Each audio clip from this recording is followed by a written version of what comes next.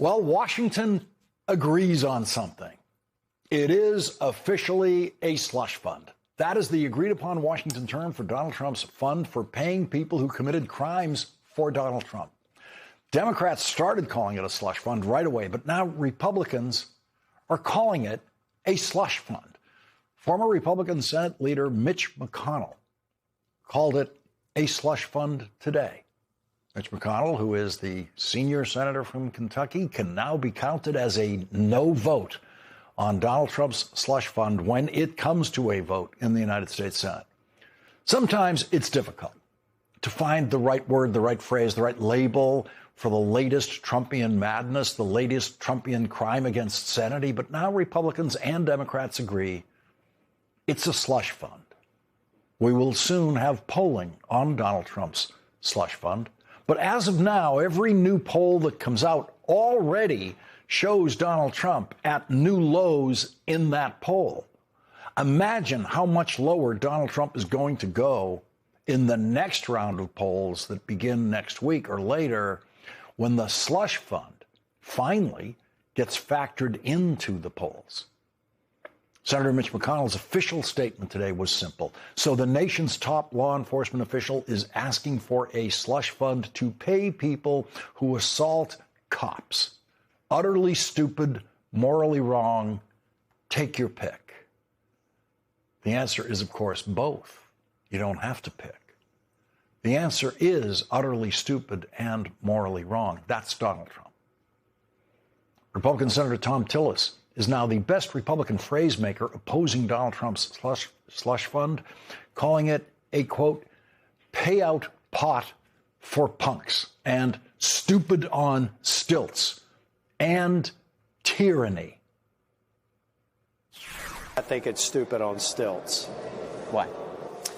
Because it will invariably put us in a position where your taxpayer dollars and my taxpayer dollars could potentially compensate someone who assaulted a police officer, admitted their guilt, got convicted, got pardoned, and now we're going to pay them for that?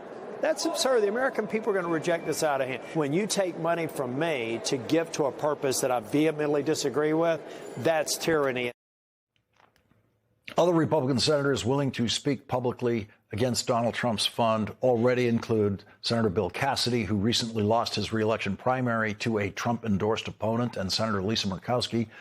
The Democrats would only need 4 Republicans to join them to defeat the Trump slush fund in the United States Senate, and it appears tonight as if they clearly have those 4 votes already, and possibly many more Republican votes in the Senate against the Trump slush fund. And the Republican votes matter because it's the Republican votes that will kill the slush fund. The Democrats don't have enough votes to kill the slush fund, but with the Republicans, they can do it.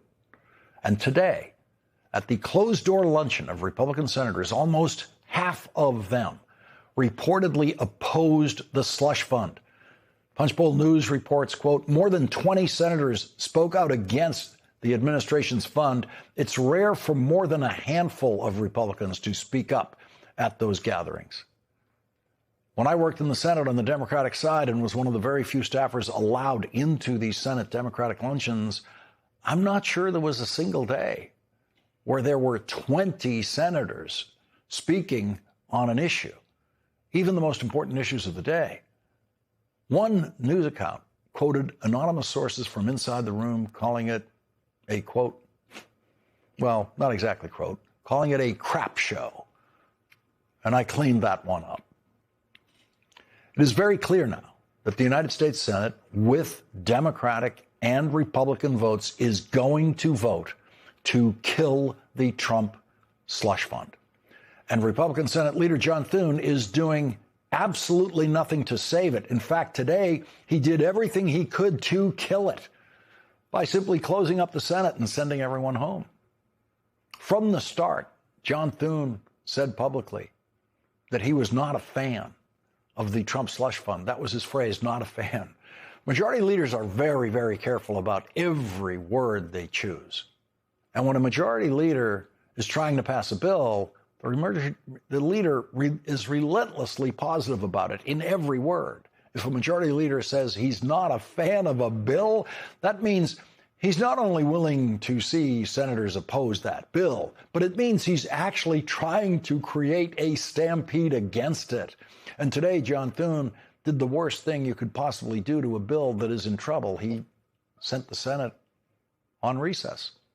Major holidays are used as important levers in the Senate to force votes.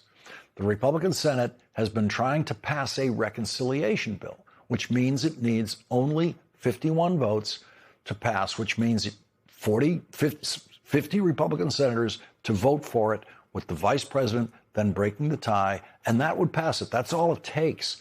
A reconciliation bill should be the easiest possible thing for the Republican Senate to pass now. And what makes it even easier to pass is when you back it up against an important scheduled recess, like the Memorial Day recess, which will allow senators to leave town for a week. Some of them have foreign trips scheduled. Some of them have family vacations scheduled. Some of them have important graduations to attend. Some of them may have weddings to attend. And they all desperately want to leave town.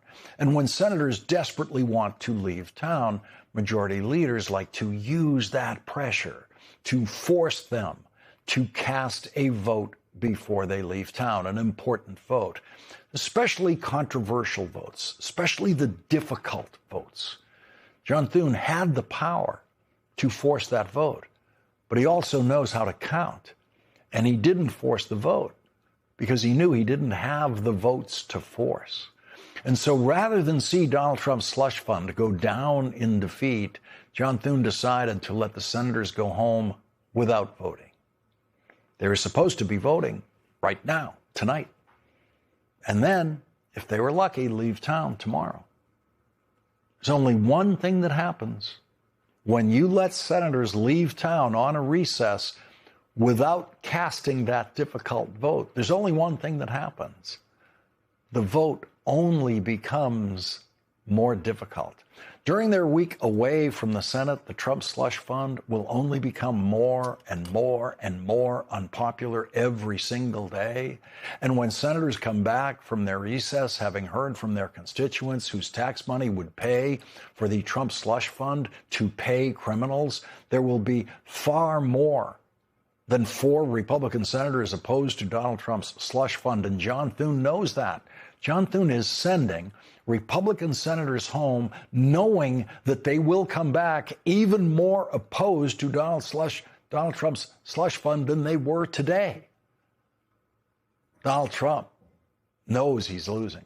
Donald Trump knows the Republican-controlled Senate now has the momentum to defeat his slush fund and to defeat his ballroom. Today, Donald Trump flip-flopped once again on the Strait of Hormuz and said that he is considering allowing Iran, for the first time in history, to charge tolls for ships passing through the Strait of Hormuz.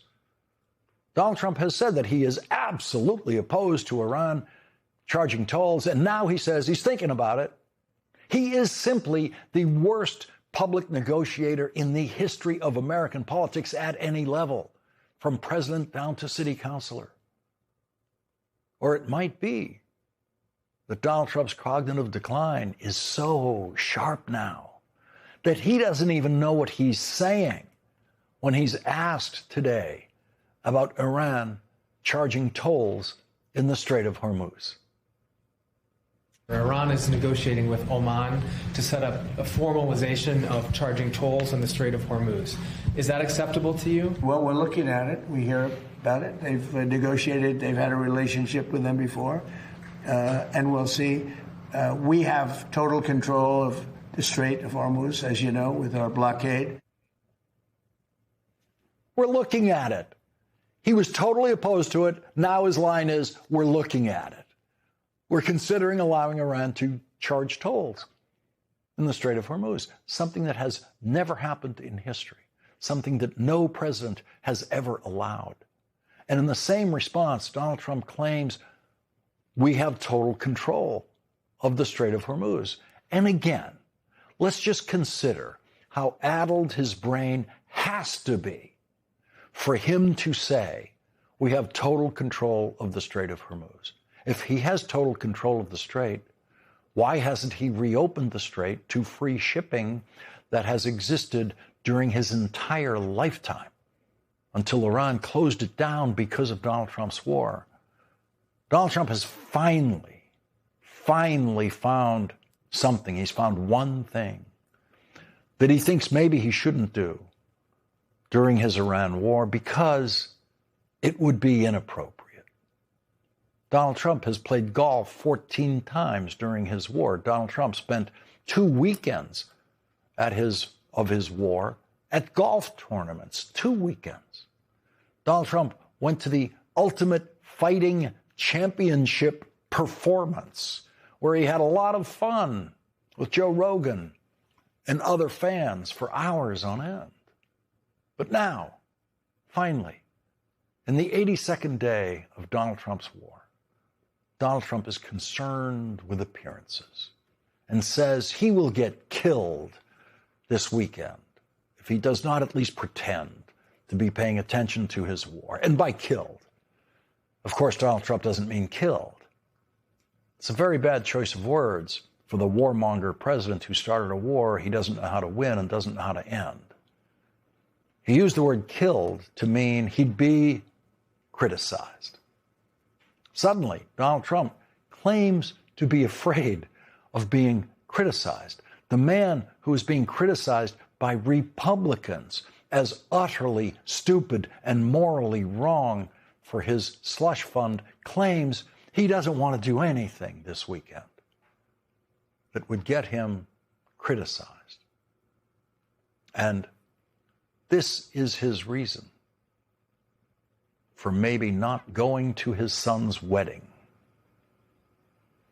Are you attending your son's wedding this weekend, by the way? He'd like me to go, but it's going to be just a small little private affair, and I'm going to try and make it. I'm in the midst. I said, this is not good timing for me. I have a thing called Iran and other things. That's one I can't win on. If I do attend, I get killed. If I don't attend, I get killed.